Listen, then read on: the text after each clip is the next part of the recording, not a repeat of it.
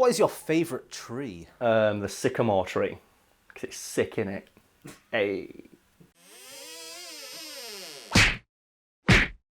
Australia is home to more things that could kill you than the maximum security wing of a prison, and it contains everything from birds that can kick a hole in your chest to snakes with a bite that can melt your dick off. Snake biting the dick, man. Don't invoke that imagery. No, the thing, have you not heard about those snakes? Like, there's snakes with bites in Australia that cause, like, almost instantaneous, like, necrosis of the flesh. So if they bit you on your dick would just melt and fall off. Carry on with the intro, please. Okay, no problem. Right, what does it say next? Oh, for fuck's sake. Stupid screen going blank. I own you, you piece of technology. You're mine. You belong to me. Do what I tell you. You do what I tell you. Oddly, despite all of this, one of the most dangerous things to call Australia its home is an unassuming looking tree with a stupid name. The Gympie-Gympie, aka the pain bush. Describe for us, if any of us are ever in the situation, what the Gympie looks like so we can avoid No, the it. Gympie-Gympie. Gympie-Gympie. Give it its full name. Yes, I'm Gympie-Gympie. Put some respect on that fucking tree's name, Brad. Holy fuck, man. Do not mess with the Gympie-Gympie. Actually, I don't think it's a tree. I think it's actually technically a bush, but it can grow to be a big bush. So I think, but would you call a big bush a tree? I don't know. The tree experts, let us know. Is the Gympie-Gympie... Oh, actually, no, put a little fact bar below. Is it a tree or is it just a big-ass bush/shrub? There is a book in that in the bookshelf near the room, actually, sorry, about the types of tree. Would you like me to get it for you? I'm all right, thank you. A tree encyclopedia. I'm kind of in the middle of recording something right now, but we'll do it afterwards, yeah? My little sister got me. Put it in the fact bar below, and then we'll move on, okay? The Gympie-Gympie, okay. It's fairly nondescript looking, and from a distance, you could easily mistake it for, like, you know, a lesser, shittier tree. However, the unassuming look of the Gympie-Gympie belies a terrifyingly effective defence mechanism. I love how when you're talking about a stinging bush, you just turn to fucking Edgar Allan Poe with your words. What? Belies upon the surface of this... I'm just reading it out how I wrote it. They're my words. Just because I speak with this accent, don't mean I hadn't done some university. I went to university, I did essays and shit. That's right, I said it. So what is the Gympie-Gympie's defence mechanism? Thousands upon thousands of tiny silica hairs that coat basically the entire plant that contain a horrifically potent neurotoxin. And these tiny silica hairs have been likened to hypodermic needles in how sharp they are and the way they operate. Because if you lightly brush against, like, you know, the Gympie-Gympie, these tiny silica hairs will get stuck in your skin, because obviously they're so tiny, so sharp, like a hypodermic syringe, snap off, at which point the neurotoxin within will begin to just, like, you know, get released underneath the surface of your flesh, causing a pain that, I am not kidding people, has been honestly likened to being set on fire and having acid spill on the affected area at the same time.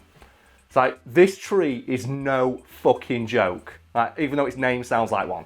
And as if that wasn't bad enough, the pain can last for months, if not years. And there are reports from people saying, like, a decade after being stung by a Gympie-Gympie, it still hurts when I get in the affected area when I get a hot shower. Because obviously they embed themselves under the skin, and it's really difficult to get them out because they're so fine and there's so fucking many of them. I think one of the ways, like a wax strip or to pour a diluted solution of hydrochloric acid onto the affected area, neither of which are perfect solutions. All they do is really dull the pain. And, like, if that wasn't bad enough as well, even if a Gympie-Gympie tree is dead, you can still be stung by it because the silica hairs are, like, basically glass needles, are still there with the toxin inside. And there are reports of, like, people in museums looking at like, you know, dead pressed versions of the leaf getting stung by it. So it can sting you after it's fucking dead. Even after 100 years in a herbarium, it can sting you because the toxin is still active after all that time. Think of the Gympie-Gympie as just nettles on steroids. It's the best way to put it. For British people, nettles on steroids, there we go. Right, I wouldn't eat. Right, nettles. Although I would not eat fucking, you know, Gympie-Gympie soup. One, because I'd look at that on the menu and go, maybe I'll just have a cheeseburger today.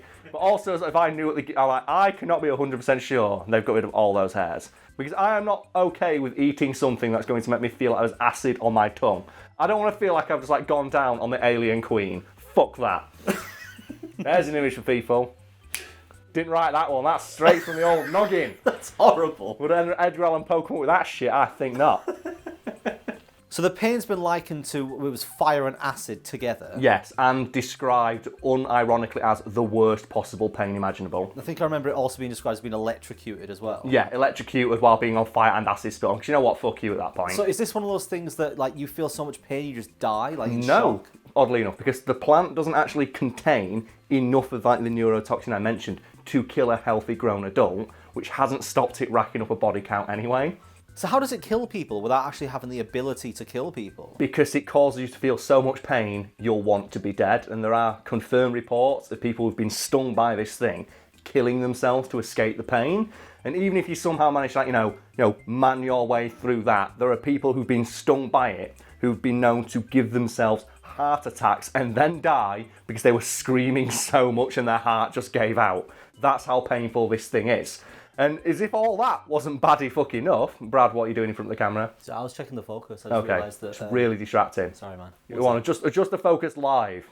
There we go. So I'm either getting blurrier or like closer to the camera right now. I think you were in focus. I just realised that And now I'm out of focus. Fantastic. Great. Thanks for really putting me off my stride there, mate. Sorry, man. It'll be a great video, this one. Professionally unprofessional, that's what we say. We do, yeah. But I think even unprofessional people don't walk in front of the fucking camera. I think it's fine. If it got more blurry, I apologise. Okay. So where was I?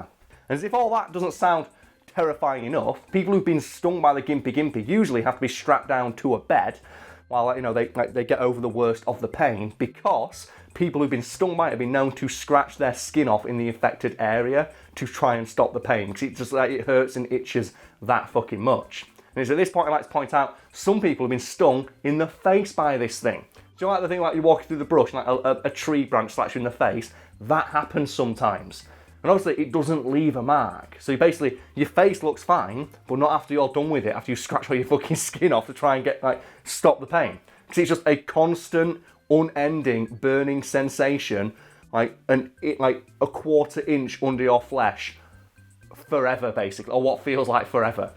The original title of this article was about the butthole. Mm-hmm. And seeing as you just said people have been stung in the face, has someone been stung in the butthole? Oh yeah, there's a story from, I think, World War II, or like something in the earlier 20th century, about like a commanding officer of like some military unit that were doing manoeuvres in the Australian, like the jungles of Australia. I don't know what the fuck, where the Gympie-Gympie lives. And like his men just found him later that day with a single bullet wound to the head that was self-inflicted. It's like, why did he kill himself? Why are his trousers by his ankles? Oh no. And they reasoned that he'd gone to into the brush to answer the call of nature. He'd taken a shit and he'd reached for the nearest a handful of leaves to wipe his ass, and he'd accidentally picked up a bunch of Gympie-Gympie leaves and wiped his arsehole with it.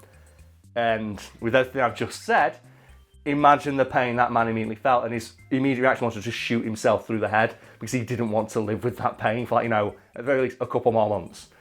And you know what? I don't think anyone out there is going to blame that guy for doing that, because if someone said to me, like, Karl, could you survive with a constant burning, stinging, stabbing sensation in your arsehole for 4 months? I'd go, no, shoot me right now. No, fuck that.